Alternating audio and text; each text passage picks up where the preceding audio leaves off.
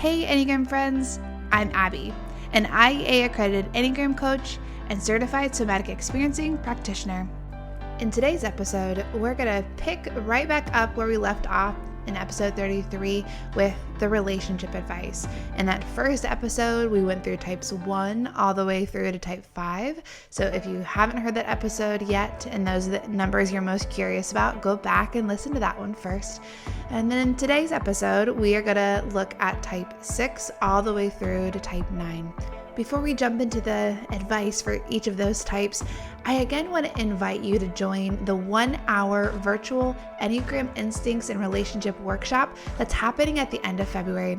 This 1-hour workshop is designed for couples. There's going to be a lot of space for you to discuss with just your partner about your specific relationship and how your instinctual stacking impacts that relationship, both in positive gifts that you bring into that relationship, as well as some of these tension and tricky spots of your relationship as well. The event is only $25 per couple, and so I hope that you will join in and be curious about one of your most significant relationships, the relationship with your partner and your significant other. Okay, friends, let's jump into our teaching space about these last 4 types.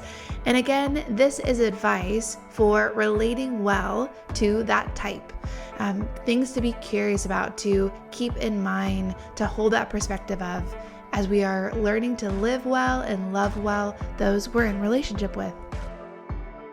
For those of you in relationship with type 6s, one of the things that I want to invite you into and encourage you as a piece of relationship advice for that connection with that type 6 is to be mindful of how you respond in the moments when they are second guessing themselves or are concerned about the potential outcomes or the potential concerns that they are seeing as things are unfolding in the future or they're making plans for things. In those moments when they are kind of externally processing some of the concern or some of the worry, some of the doubt or fear, our response often is to try to pep talk them out of that response.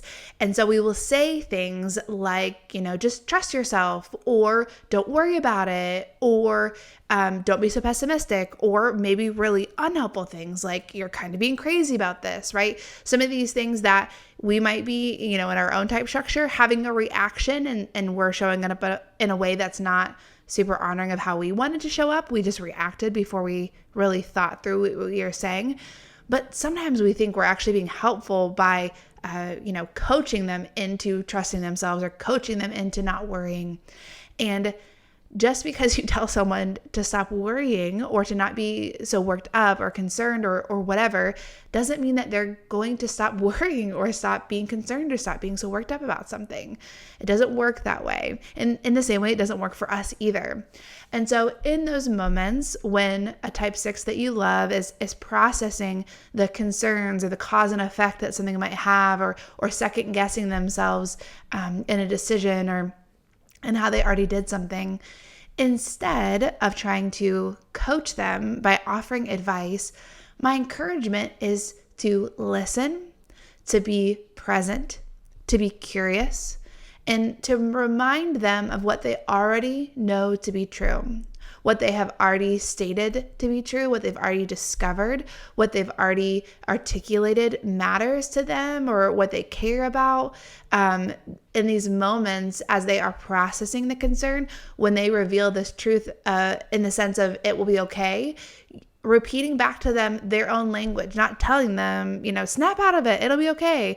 But as they are processing their experience and they get to these moments of, but I know it will be okay, with their own language, reminding them of what they've already discovered to be true. In these moments, a practice for type 6s that are listening to this is in that moment to take a pause and to breathe and to calm down some of the internal nervousness or, type 6 a while back in a coaching session referred to as this dysregulated, jangly feeling. And in that, this our nervous system is having this response of concern and fear. And so in that, as a type 6, giving yourself a moment to pause, to breathe, and to collect yourself in this conversation. So for the type 6s that are listening, that's a helpful piece of advice. But for those of you in relationship with type 6s, as you are navigating this piece, to be curious, to offer support by being there in that moment and offering your presence in that moment and reminding them of what they already know to be true in that space. For those of you in relationship with type 7s, one of the pieces of advice that I want to offer you is to be aware of the difficulty that 7s can have in fully allowing themselves to experience and articulate these more tender emotions like fear and shame and disappointment and sadness and grief. And so in the moments when they are sharing with you, or they're coming to that point where they're about to share, being really conscious of how challenging that can be for them. And so taking an extra step towards them to make that process easier, whether that is by letting them know that you are there, that you see them, that you hear them, and removing distractions, some of these unnecessary nonverbals that we can have and not realize how distracting that is for someone when they're sharing. And so giving them your full attention.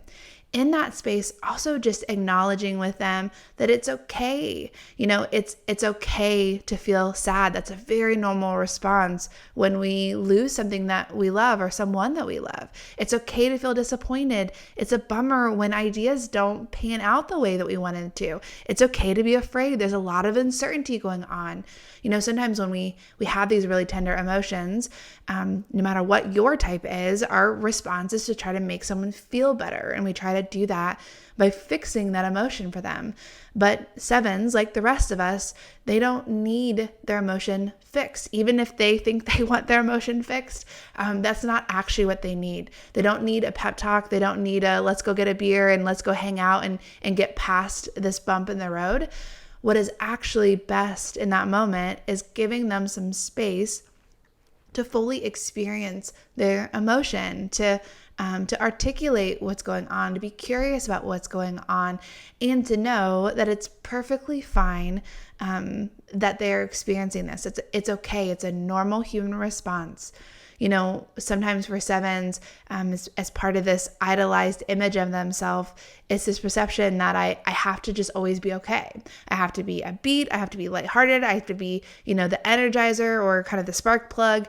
And in these moments when they're having a hard time, or even they're having this season of grief, a season of a hard time, they start to kind of question their identity of who am I if I'm only ever sad? Who am I if I only ever feel anxious and I'm not the life of the party and I'm not the fun one, I'm not the optimistic one or the playful one? And they start to kind of get into this space of feeling just bad about not being able to provide that gift of their type structure. And so if you can alleviate some of that pressure by letting them know it's okay. It's okay that you feel like a mess right now. It's okay that this is a messy season or disappointing season, a hard season, a season of grief. I still love you. I'm still with you in it. And I can be present in this moment too, whether you are a bundle of fun and joy or not. And so alleviating some of the anxiety they might feel around having tender emotions, especially when it lasts for a longer amount of time. Offering that gift of showing up, of being present, and letting them know it's okay for them to show up in whatever way is true for them in that moment. For those of you in relationship with type 8s, one of the pieces of advice that I want to offer is to be mindful of just how challenging it can be for type 8s to ask for help. That vulnerability range for type 8s can be really different from one type 8 of what they consider to be vulnerable to another type 8 of what they consider to be vulnerable. But in general, in the spaces where they are aware that they need help, they feel helpless, they've either forecasted ahead of time of this is a lot, I'm going to need help, or they have tried to do it all themselves and hit the wall and now are aware that they need some help picking up the pieces. Either way, Asking for help can be really challenging for type 8s, so much so that they just won't. They will just deny their physical limitations and just keep doing everything on their own. But in these tender moments, when they ask you for help, to be aware of how challenging that is for them and to approach that with compassion.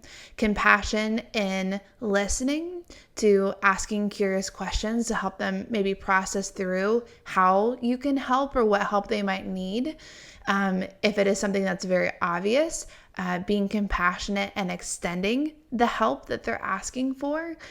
And also being compassionate in having some awareness that for type 8s, it can be so difficult to ask for help that when they do ask for help, sometimes it's more assertive and forceful than they meant for it to be.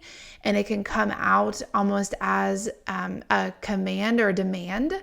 And really in those moments, which, you're allowed to be offended, whatever shows up in your experience, you're allowed to have that human emotion too. But extending this kindness by having an empathetic awareness that sometimes those moments are 8s kind of cry for help and they're not good at asking for help, so it's coming out sideways. If you are not practiced at asking for help, you don't always know how to do it well. And that is a practice for 8s in their experience of having this awareness that they need some help and asking for it. And so it can come out a little bit more rough or commanding or maybe even just really definitive language around it in a way that is all masking this tender emotion underneath of, I need some help. Can you please help me? And so having some awareness around that to extend some compassion towards their experience, but also leaning into those moments and realizing it is hard, it is challenging for them to ask. And so doing what you can to enter into that space and to help in the ways that are needed in that season for them. For those of you in relationship with type 9s, one of the gifts that you can really offer a type 9 is creating space for them to process, to discern, and to name aloud their dreams and desires. For the type 9 structure, there can be an awareness of what they want, but sometimes that awareness, it feels like it costs too much. It costs too much to name that desire or that dream or that want out loud. It might cost too much resources, time, energy. It might stress their partner out. It might cause some friction or tension or extra work on the part of others to make this thing happen. And so even when they have an awareness of it, it kind of gets shoved down or pushed aside so that they don't want it so much anymore.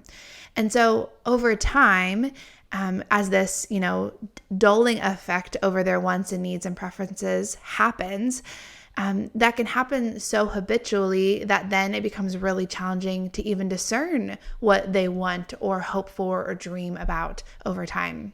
And so as someone that loves them, giving them space and promptings and really encouraging them to name their dreams and to pursue those aspects. Sometimes this might take the form of asking in 10 years, what do you hope would be different about our current situation? What would you hope for our family? Maybe that's asking questions around how they want to spend their time and energy. If they had 3 days without any guilt that they could just go do whatever they want, what would they go do?